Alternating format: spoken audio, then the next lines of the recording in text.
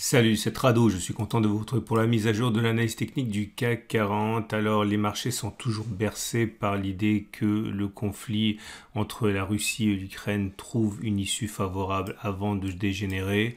Même si la hausse des taux ne peut pas faire plaisir aux États-Unis, on considère que cela devrait rester quand même relativement mesuré maintenant qu'il y a des pressions récessionnistes pour justement maintenir les espoirs que la baisse des actions ne soit pas trop prononcée. Bref, c'est comme si on voulait voir le verre à moitié plein et les marchés décident donc de préserver les acquis de la veille, à savoir l'ouverture d'un gap ici qui est toujours valable et qui laisse toujours espérer le fait qu'il s'agisse d'un gap un gap de continuation avec l'objectif qui est de prendre le chemin parcouru avant le gap, reporter par-delà le gap, à savoir aller chercher les 7100. On fait un petit détour par les données mensuelles pour comprendre l'enjeu de la semaine qui vient de s'écouler et justement regarder comme on voulait l'espérer. 1. Le support mensuel a tenu.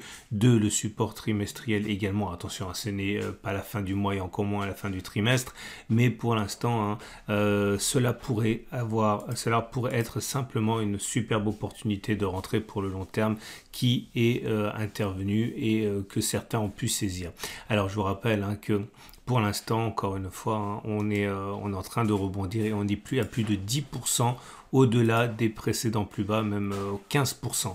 Ok, et petite parenthèse au passage, vous voyez l'intérêt qu'il y a à adopter la stratégie que je partage avec vous d'accumulation rationnelle qui consiste simplement à acheter régulièrement sur tous les supports importants en acceptant l'idée qu'on ne saura pas ce qui va se passer. Alors là encore une fois de plus, je ne sais pas davantage maintenant ce qui va se passer qu'il y a quelques semaines lorsque j'ai renforcé lors de l'attaque baissière, mais en tout état de cause, si vous êtes séduit par la démarche, sachez que si on revient sur les 65-20, si on revient sur les 61-10, si on revient sur cette zone ici, les 52-00, et bien forcément ce qui était valable pour moi il y a quelques semaines le sera encore, à savoir acheter régulièrement sur les zones de support. Je vous rappelle que la vidéo d'investissement de long terme est sortie, on passe au crible.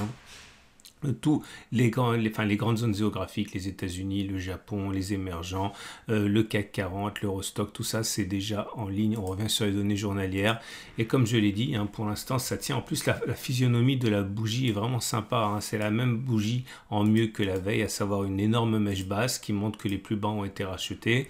En plus, bon, ça c'est un pin bar, pin ça veut dire aiguille en anglais, ça ressemble à une aiguille. C'est également ce qu'on pourrait appeler un marteau.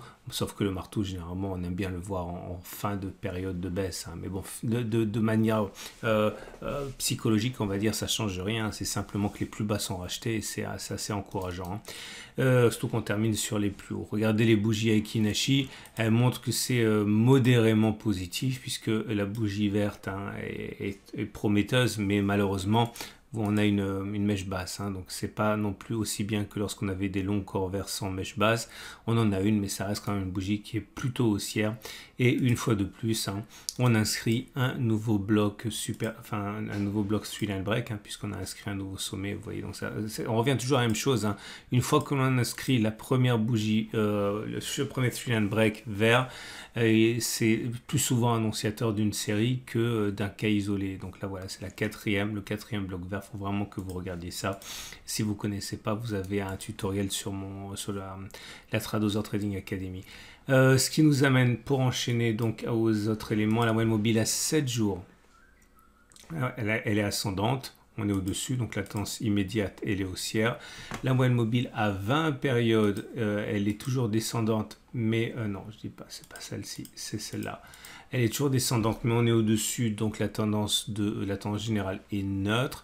La moyenne mobile à 50 jours est descendante, on est en dessous, donc la tendance de fond est baissière. La moyenne mobile à 200 jours, attention, c'est intéressant parce qu'on commence vraiment à s'en rapprocher, en particulier parce qu'il faut savoir que beaucoup jugent de la tendance de long terme avec la moyenne mobile à 200 jours, mais pas simple, mais exponentielle. Et si on prend la moyenne mobile à 200 jours exponentielle, et bien vous constatez qu'elle est encore plus proche. On pourrait clôturer au-dessus dès lundi pour une tendance de long terme qui ne serait plus baissière. Il y a autant de personnes qui utilisent la moyenne mobile à 200 simples que ceux qui utilisent la moyenne mobile à exponentielle. Donc, bon, ça peut être intéressant. Les bandes de Bollinger convergent, donc la tendance est plutôt neutre. Et nous avons également au niveau de l'Ichimoku, on verra ça plus tard. J'aimerais surtout attirer votre attention sur un signal haussier qui a été délivré par le KST. Alors, le KST, c'est un indicateur technique qui était très à la mode il y a quelques années, qui est tombé en désuétude. Moi, je l'aime bien, mais il faut quand même savoir que ça ne fonctionne pas de manière aussi convaincante sur tous les sous-jacents. Et on va regarder justement le crédit que l'on peut accorder à ce signal haussier délivré par le KST qui vient de croiser son signal. Donc, on va regarder chaque fois que ça s'est produit dans les 32 dernières occurrences. Pourquoi 32 et pas 30? Parce que je me suis fait avoir, j'en ai fait 32. Et voilà l'idée, voilà un signal qui a été délivré ici. Ok, et on va regarder lorsque le signal est délivré, comme ça a été le cas sur cette bougie. Ok, toujours le même test qui est vraiment l'avantage pour vous, c'est qu'il est très très simple, donc vous pouvez le faire vous-même sur n'importe quoi. Parfois il vaut mieux accepter quelque chose de simple et fiable, c'est le cas de ce test-là. Et il s'agit de prendre la distance parcourue entre le point d'entrée. Désolé pour les bruits de fond, c'est mes enfants qui sont réduits à l'esclavage en passant la tondeuse dehors. Et vous avez la clôture qui s'est faite ici. Vous prenez le plus bas du cycle baissier de l'oscillateur KST. Le cycle baissier il était entre ce point-là et ce point-là. Le plus bas il a donc été ici à moins 6,14. L'objectif c'était de faire plus 6,14, voire 2 fois 6,14, à savoir 12,28. Est-ce qu'on les a fait ou pas? Non, on a fait 4 avant d'être déclenché sur notre stop de protection sur cette bougie. Donc il s'est agi d'un double échec ici et là. Ça veut dire qu'on a fait ni une ni deux fois l'objectif assigné avant d'être sorti. Et là par contre c'est un double succès. Comme vous pouvez le voir, le signal positif a été donné sur cette bougie-ci. Le plus bas du cycle baissier de KST c'était là. Il fallait pas faire moins de 42, il fallait faire 2,42 ou 4,84. On a fait même beaucoup plus, on a fait 11, 12, etc. Donc 2 pouces verts. Vous avez compris comment ça fonctionne. Donc double succès, double succès, double succès, double succès. Double succès, double échec, double échec, double succès, double succès, double échec, un succès. Enfin, ça veut dire qu'on atteint une fois l'objectif, mais pas deux fois l'objectif. Stop de protection, je veux dire. Succès, bon, vous voyez, ça fonctionne plutôt pas trop mal. Et on arrive à 32 occurrences avec les conclusions suivantes. À savoir que si on vise une fois le risque, on arrive à 18 succès, 14 échecs, autrement dit 56% succès, 44% échecs.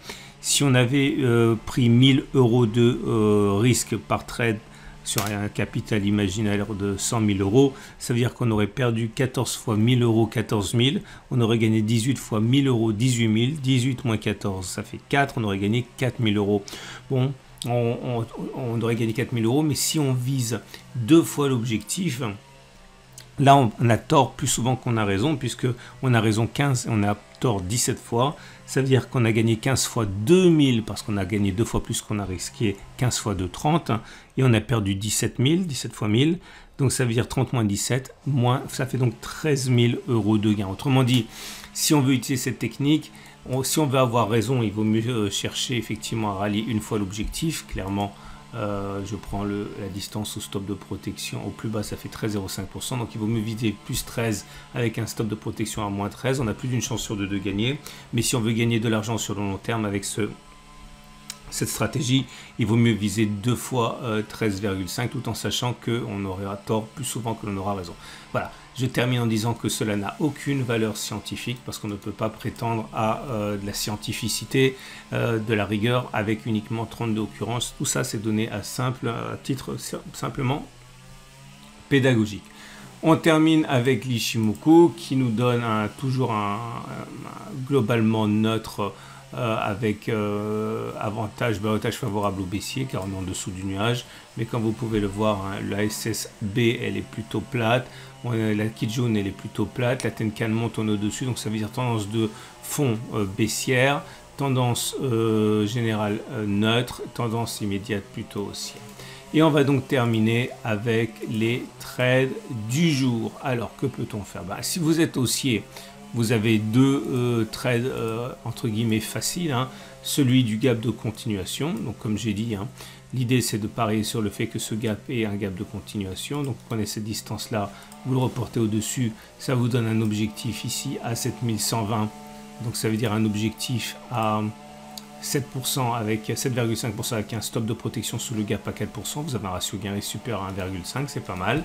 Maintenant, si vous avez un biais qui est baissier, enfin, vous pouvez utiliser également le trade d'oscillateur KST, hein, comme je viens de backtester. Si vous avez un trade baissier, un biais baissier, je pense que le plus facile ici, c'est de spéculer à la baisse en pariant sur le fait qu'on ira chercher le support à 11%. Vous mettez un stop large au-dessus de la résistance journalière et hebdomadaire, puisque c'en est une. À 4%, vous avez un ratio gain risque supérieur à 1 largement, donc c'est pas mal également, hein. À titre personnel, vous le savez, j'ai été sorti de mon trade parce que j'avais dit que je mettais un stop suiveur sous le SAR 4 heures. Et comme vous pouvez le voir, bon, ça s'est pas joué à grand chose, mais ça a été déclenché. Donc j'ai été sorti sur cette bougie ici, donc j'ai été sorti à là à peu près, ok, je me rappelle plus, à 6520 on va dire. Donc ça veut dire que pour ce trade j'étais rentré ici. Bon voilà, ça fait je vais pas dire que je suis déçu, c'est pas ce que j'avais en tête, mais bon, voilà, quand un actif prend 6%, il faut quand même être prudent par rapport à la suite. Donc je suis à nouveau flat, donc flat, et puis je rentrerai, je sais pas trop quand. Je suis pas du tout à l'aise pour rentrer maintenant, ni à la hausse ni à la baisse, hein. On va terminer avec les données horaires, et voilà ce que l'on peut espérer pour lundi. C'est ma matrice de trading intraday que vous trouverez sur mon site. Alors toujours dans l'espoir d'être le plus pédagogique possible, je pense qu'il y a un bon trade à tenter éventuellement sur toute cette zone qui est une zone baissière, hein. En imaginant que vous soyez patient parce que vous pensiez que ça va monter avant de redescendre. Imaginons que vous décidiez de rentrer à 6714. Encore une fois, c'est par souci pédagogique. Imaginons que vous voulez également utiliser la technique de l'ATR, comme je vous recommande de le faire pour sa simplicité. Eh bien, imaginons que je rentre à 6714. Si je fais 6714, c'est que je prends un stop de protection à 1 ATR. J'ajouterai la valeur de 1 ATR au moment où on y sera, c'est-à-dire 46. Ça fait 6760 de stop de protection. 6760.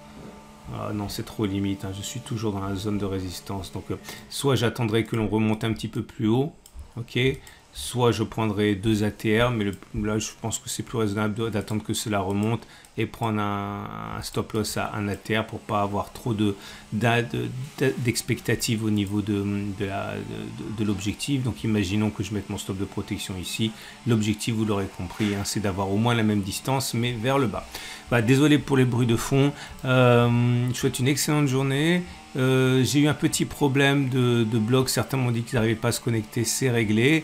Merci pour votre patience, hein. Ça a tout d'une attaque, hein. Enfin d'une tentative d'attaque. Blogueur a sans doute protégé en coupant l'accès au blog, parce que j'ai eu la même chose avec ma boîte mail. Également, vous trouverez à la fin de cette vidéo l'analyse technique de l'or, l'analyse technique de l'argent, l'analyse technique de long terme, etc. Et puis, bien sûr, dès lundi, les stratégies de court terme et les cryptos qui se réveillent. Si vous voulez vous remettre aux cryptos, c'est peut-être le moment, puisque ça rebondit très fort. Voilà, à demain pour la mise à jour.